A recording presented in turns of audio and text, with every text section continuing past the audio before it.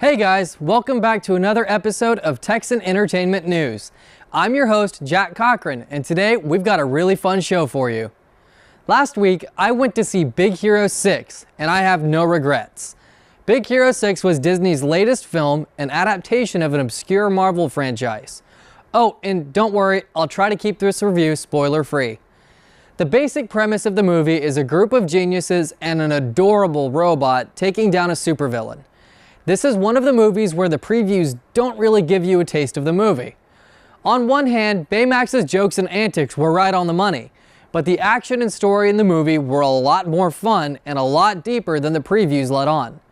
This movie dug into some emotional themes that are often left out of kids' movies these days, such as loss, grief, and doing the right thing even when your emotions seem to be in control. Big Hero 6 wasn't at all what I expected. It was better, and for that I'm giving it 9 out of 10 stars. The only thing I could have asked for was, of course, more Baymax. Another game came out last week, on the 11th. This game was Sonic Boom, Rise of Lyric for the Wii U, and Shattered Crystal for the 3DS. These games were meant to be a reboot of the Sonic the Hedgehog franchise, set in a new universe with new looks, personalities, characters, and a new style of gameplay. These ideas looked great in the trailers a few months ago, but the game came out kind of early. Every gamer remembers the last attempt Sega made at a Sonic reboot, Sonic the Hedgehog 2006 for the Xbox 360. It was a darker game that had you playing as every single character, and it was an absolute train wreck. It was considered by some to be the worst video game of all time, and by others, a complete disaster. This game could have been the greatest Sonic game yet, but it was released too early. Ladies and gentlemen, meet Sonic Boom, the child of 2006. Sonic Boom was released entirely too early in hopes of getting sales for the holiday season.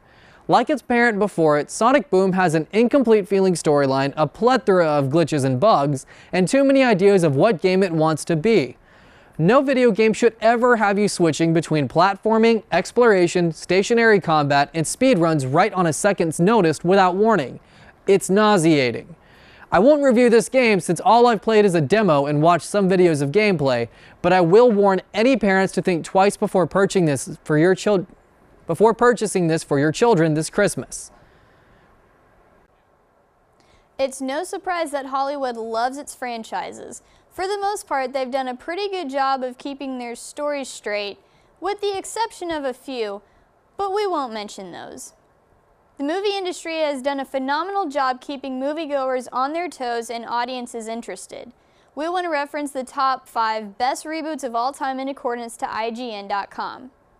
Number 5 on the list is Planet of the Apes. Now, although I'm not a huge fan of it personally, it still is pretty decent.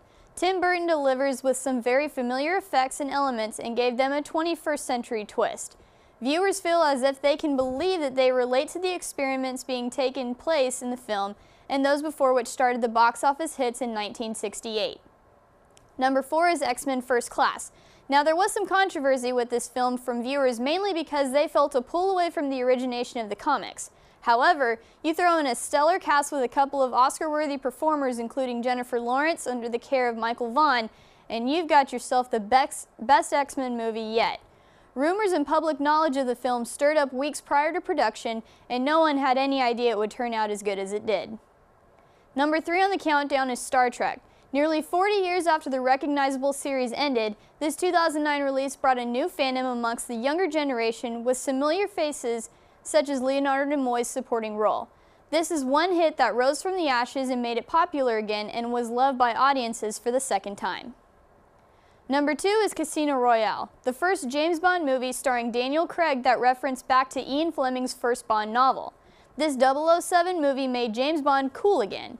Craig's smooth and suave iconic role made his character different and his own without losing the essentials of a great Bond character before.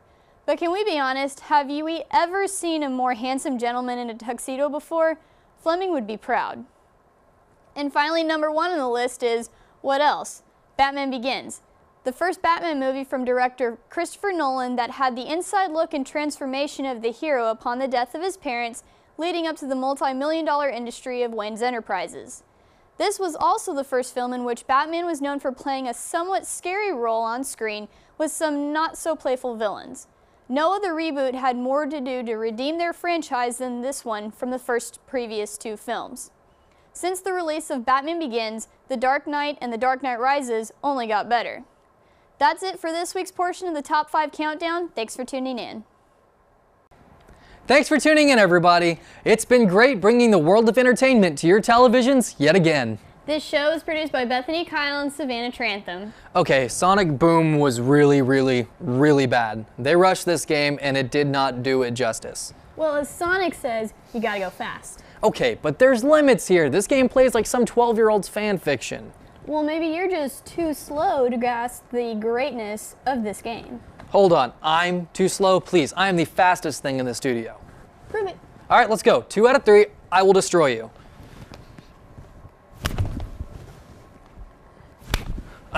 You're a cheater. Well, maybe you're just too slow.